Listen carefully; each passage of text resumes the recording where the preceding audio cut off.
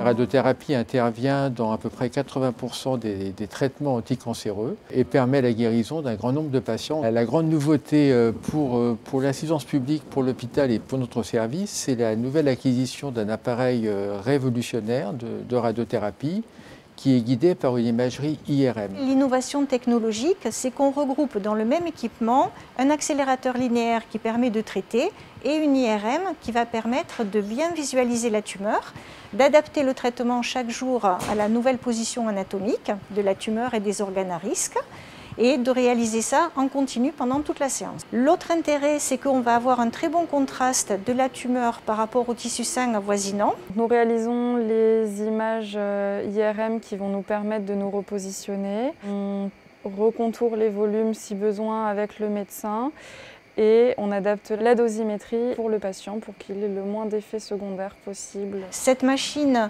est dédiée au traitement des tumeurs des tissus mous, aux tumeurs qui sont proches d'organes à risque ou alors qui sont déjà en territoire irradié, et ça complète l'offre de traitement qu'on peut proposer à nos patients. Cette radiothérapie se délivre avec des fractions relativement longues, mais avec des doses qui sont importantes et qui permettent de réduire considérablement le nombre de déplacements des patients, de telle façon qu'ils sont traités en très peu de temps, avec une augmentation à la fois du pronostic local et à la fois une diminution des probabilités de réaction aiguë ou tardive au traitement. Grâce à cette machine, on peut traiter un grand nombre de patients qu'on traitait déjà auparavant sur d'autres appareils, mais avec une meilleure précision. Ça peut être des cancers du foie, des cancers du poumon. Puis on va s'attaquer à des traitements pour lesquels on avait d'autres techniques auparavant, comme le cancer du pancréas. Ça ouvre des perspectives de nouveaux traitements pour des patients pour lesquels on n'avait pas de solution jusqu'à maintenant. La mise en place de cette machine se fait dans des cadres protocolaires précis, dans des études de recherche clinique. Et nous avons des programmes qui s'intéressent aux tumeurs de la prostate, aux tumeurs digestives et également aux tumeurs bronchiques.